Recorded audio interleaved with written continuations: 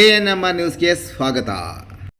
ಚಿಂತಾಮಣಿಯ ಹೆಸರಾಂತ ಡೆಕ್ಕನ್ ಆಸ್ಪತ್ರೆ. ನಮ್ಮಲ್ಲಿ ಜನರಲ್ ಮೆಡಿಸಿನ್, ಸಾಮಾನ್ಯ ಶಸ್ತ್ರಚಿಕಿತ್ಸೆ, ಅಡ್ವಾನ್ಸ್ ಲ್ಯಾಪ್ರೋಸ್ಕೋಪಿಕ್ ಶಸ್ತ್ರಚಿಕಿತ್ಸೆ, ಗ್ಯಾಸ್ಟ್ರೋಎಂಟರಾಲಜಿ, ಮೂಳೆ ಚಿಕಿತ್ಸೆ, ಪ್ರಸೂತಿ ಮತ್ತು ಸ್ತ್ರೀರೋಗ ಶಾಸ್ತ್ರ, ಮಕ್ಕಳ ಚಿಕಿತ್ಸೆ, ದಂತ ಚಿಕಿತ್ಸೆ, ಕಿವಿ, ಮೂಗು ಮತ್ತು ಗಂಟಲು, ಮೂತ್ರಶಾಸ್ತ್ರ ಚಿಕಿತ್ಸೆ, ನರವಿಜ್ಞಾನ, ನಾಳಿಯ ಮತ್ತು ಎಂಡೋವ್ಯಾಸ್ಕ್ಯುಲರ್, ನೆಫ್ರಾಲಜಿ, ಡಯಾಲಿಸಿಸ್, ಬೌಲ್ ಚಿಕಿತ್ಸೆ, ರೇಡಿಯಾಲಜಿ, ಎಂಡೋಸ್ಕೋಪಿ ಲಭ್ಯ. ಸೌಲಭ್ಯಗಳು: general ward, private ward, twin sharing ward, day care, ತುರ್ತು ward, 3 modular OT, step down ICU, ಜೊತೆಗೆ ಪ್ರಮುಖ ವಿಮಾ ಕಂಪನಿಗಳೊಂದಿಗೆ ನಗದು ರಹಿತ ಸೇವೆ ಲಭ್ಯ. ಕೆರೆಗೆ ಬಿಸಾಡಿದ ಹಂದಿಗಳನ್ನು ಜೆಸಿಬಿಯಿಂದ ತೆಗೆದು ವಿಲೇವಾರಿ ಮಾಡಿದ ಅಧಿಕಾರಿಗಳು.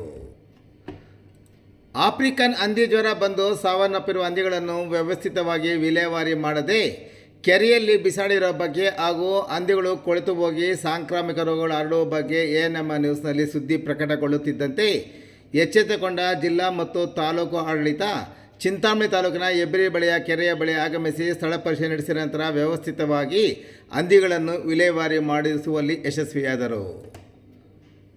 ಪಶುಪಾಲನಾ ಪಶುವೈದ್ಯಕೀಯ ಸೇವಾ ಇಲಾಖೆಯ ಉಪನಿರ್ದೇಶಕರಾದ ಡಾಕ್ಟರ್ ರಂಗಪ್ಪರವರು ಈ ಸಂದರ್ಭದಲ್ಲಿ ಮಾತನಾಡಿ, ಆಗಸ್ಟ್ 19ರಂದು ಹಂದಿಗಳು ಸತ್ತಿರೋ ಬಗ್ಗೆ ನಮಗೆ ಮಾಹಿತಿ ಸಿಕ್ಕಿತ್ತು.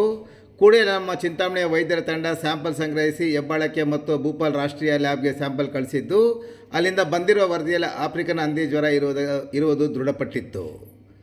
ವೈದ್ಯರ ತಂಡ ತಪಾಸಣೆ ನಡೆಸಿ ಸ್ಯಾಂಪಲ್ ಸಂಗ್ರಹಕ್ಕೆ ಬಂದಾಗ ರೋಗ ಮತ್ತು ರೋಗರಹಿತ ಹಂದಿಗಳನ್ನು ಬೇರ್ಪಡಿಸುವುದು ಮತ್ತು ಸತ್ತ ಹಂದಿಗಳನ್ನು ಮಣ್ಣಿನ ಗುಂಡಿ ತೋಡಿ ಸುಣ್ಣ ಹಾಕಿ ಮುಚ್ಚಲು ಸೂಚಿಸಿದ್ದು ಇಲ್ಲಿನ ಸಿಬ್ಬಂದಿ ನಿರ್ಲಕ್ಷ್ಯ ಮಾಡಿ ಕೆರೆಗೆ ಬಿಸಾಡಿರೋದು ಇಂದು ಗೊತ್ತಾಯಿತು ಎಂದು ವಿವರಿಸಿದರು. ಕೆರೆಯಲ್ಲಿ ಕೊಳೆತಿರುವ ಹಂದಿಗಳನ್ನು ಜೆಸಿಬಿ ಮೂಲಕ ಸಂಗ್ರಹಿಸಿ ಮಣ್ಣು ಮಾಡುತ್ತಿರುವುದರ ಜೊತೆಗೆ ಫಾರಂನಲ್ಲಿರುವ 57 ಹಂದಿಗಳಲ್ಲಿ ಇಂದು 3-4 ಮೃತಪಟ್ಟಿವೆ. ಉಳಿದ ಹಂದಿಗಳನ್ನು ಬೆಂಗಳೂರಿನಿಂದ ಬಂದಿರುವ ಪರಿಣಿತ ತಂಡ ಅವುಗಳನ್ನು ಕೊಂದ ನಂತರ ಅವುಗಳನ್ನು ಮಣ್ಣಿನ ಗುಂಡಿ ತೋಡಿ ಸುಣ್ಣ ಹಾಕಿ ಮುಚ್ಚಿದ್ದೇವೆ ಎಂದ ಅವರು, ಹಂದಿ ಸಾಕಾಣಿಕೆ ಮಾಡಲು ಅಪ್ಪಣೆ ಪಡೆದಿದ್ದಾರೋ ಇಲ್ಲವೋ ತಪಾಸಣೆ ಮಾಡಲಾಗುವುದು. ಕೆರೆ ಮತ್ತು ಗ್ರಾಮದಲ್ಲಿ ಮುಂಜಾಗ್ರತೆಯಾಗಿ ಗ್ರಾಮ ಪಂಚಾಯಿತಿ ಸಹಕಾರದಿಂದ ಔಷಧಿ ಸಹ ಸಿಂಪಡಣೆ ಮಾಡುತ್ತಿದ್ದೇವೆ ಎಂದು ವಿವರಿಸಿದರು. ಇನ್ನು ಜಿಲ್ಲಾ ಆರೋಗ್ಯ ಮತ್ತು ಇಲಾಖೆಯ ಆರೋಗ್ಯಾಧಿಕಾರಿ ಡಾಕ್ಟರ್ ಮಹೇಶ್ ಕುಮಾರ್ ಪ್ರತಿಕ್ರಿಯಿಸಿ ಮಾತನಾಡಿ, ಆಫ್ರಿಕನ್ ಹಂದಿ ಜ್ವರ ಪ್ರಮುಖವಾಗಿ ಹಂದಿಗಳಿಗೆ ಬರುವ ಕಾಯಿಲೆ, ಮನುಷ್ಯನಿಗೆ ಮತ್ತು ಪ್ರಾಣಿಗಳಿಗೆ ಬರುವುದಿಲ್ಲ.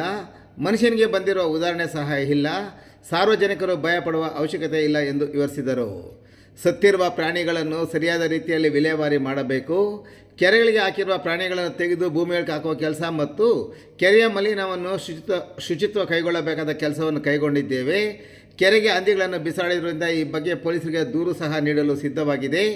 ಮುನ್ನೆಚ್ಚರಿಕೆ ಕ್ರಮವಾಗಿ ನೀರಲ್ಲಿ ತೇಲಿಕೊಂಡು ಬಂದು ದಡ ಸೇರಿದ 50ಕ್ಕೂ ಹೆಚ್ಚು ಹಂದಿಗಳು ಕಂಡುಬಂದಿದ್ದು, ಅದನ್ನು ಜೆಸಿಬಿಗಳ ಮೂಲಕ ವಿಲೇವಾರಿ ಮಾಡಿ ಗುಂಡಿಯಲ್ಲಿ ಮುಚ್ಚಿದ್ದಲ್ಲದೆ ಕೆರೆಯನ್ನು ಸಹ ಶುಚಿತ್ವ ಮಾಡಲಾಗುವುದು ಎಂದರು.